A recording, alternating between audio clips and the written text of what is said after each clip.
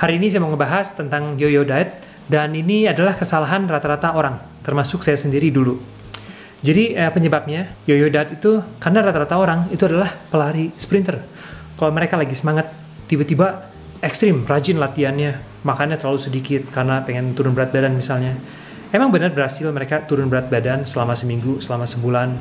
Tapi setelah itu mereka ngerasa capek karena latihannya bisa misalnya 7 kali seminggu, mereka akhirnya overtraining.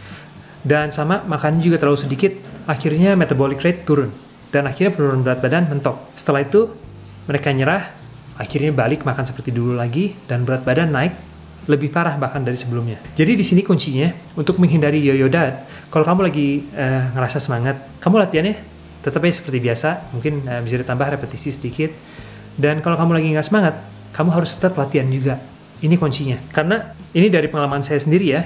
Kalau dulu lagi semangat, saya bisa latihan sampai 2 kali sehari. Dan setelah itu saya ngerasa capek. Setelah beberapa minggu kemudian, akhirnya nyerah. Dan ini nggak bagus banget. Kenapa? Karena kepercayaan diri saya juga turun. Dan harga diri saya turun. Saya dulu ngerasa tiap kali saya rajin latihan, turun berat badan sementara, pas itu balik lagi, saya ngerasa gagal. Apapun yang saya jalanin, gagal. Akhirnya kepercayaan diri saya makin rendah. Dan tingkat stres saya makin tinggi.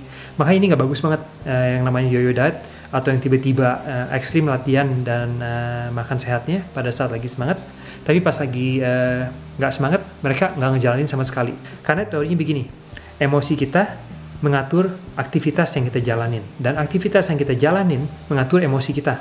Apa maksudnya? Kalau kita punya emosi negatif, terus kita pergi nge-gym, itu kesimpulannya emosi kamu bakal ikut. Kenapa? Aktivitas nge-gym ini adalah aktivitas positif yang bisa bikin kamu ngerasa puas setelah latihan, dan akhirnya emosi kamu bisa lebih positif. Oke? Setelah emosi kamu lebih positif, kamu bisa nge-gym lagi, dan akhirnya ini upward spiral. Akhirnya kamu emosi kamu tambah positif, latihannya tambah rajin, emosi tambah positif, latihannya tambah rajin, dan terus menerus. Dan sebaliknya, kalau kamu punya emosi negatif, setelah itu kamu nggak nge-gym, kamu males-malesan. Karena aktivitas males-malesan ini bikin emosi kamu makin negatif. Oke, ini awal mula dari downward spiral. Jadi untuk menghindari yo-yo diet ini, kita harus bisa tetap latihan rutin apapun emosi kita pada saat itu. Mau lagi malas, mau lagi nggak semangat, kita harus bisa tetap nge-gym. Karena jangan lupa, dengan kita melakukan aktivitas positif, emosi kita bakal otomatis ikut dengan aktivitas yang kita jalanin.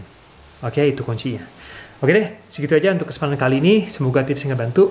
Dan jangan lupa untuk subscribe dan nyalakan juga lonceng supaya nggak ketinggalan untuk tips dan video-video lainnya. Terima kasih.